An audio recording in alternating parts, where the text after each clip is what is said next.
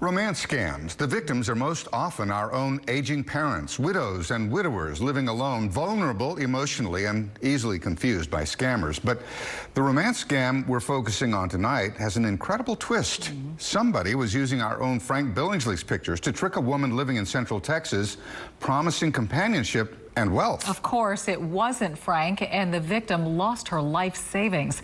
Tonight, KPRC Channel 2's Lauren Freeman explains how the woman's son spotted some common red flags here and what all of us can do to protect our parents.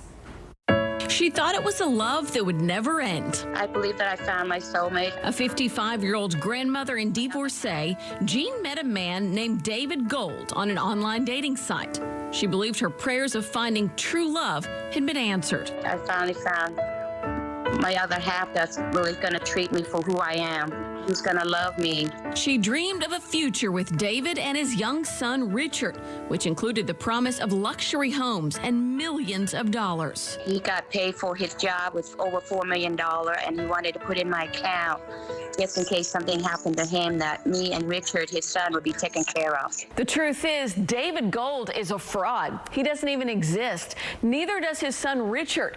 And there's a Houston twist to this scam that caught all of us off guard here at KPRC.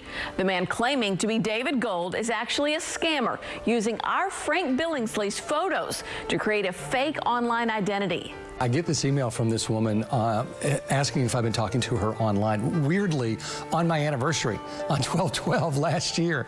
And I said, no, that's not me. What's going on? And she said, well, thank you for answering me, but I've been scammed for everything. I have nothing left. Jean's son actually helped unravel the scam by doing a reverse image search of Frank's picture sent to Jean by the scammer. Once I saw the news reporter, is he the weatherman or something like that? I was like, look, Mom, this is the guy you've been talking to, and it's been fake the whole time. But it was too late. Jean had already given the scammer more than $40,000. Remember the millions David Gold promised Jean?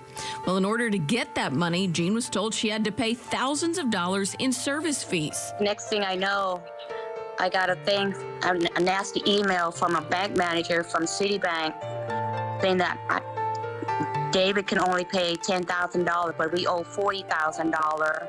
But David only has $10,000, so I need to come up with the difference before the money can release into my account. Frank says he's been contacted before about someone using his images online, but this one was different. It's sad and it's a little frightening when anybody can grab your pictures and start creating a whole other life out there using your identity. Looking back, Jean's son says there were signs he wants other sons and daughters to watch out for to help keep their aging parents protected. It was just like paragraph after paragraph, like some love novel.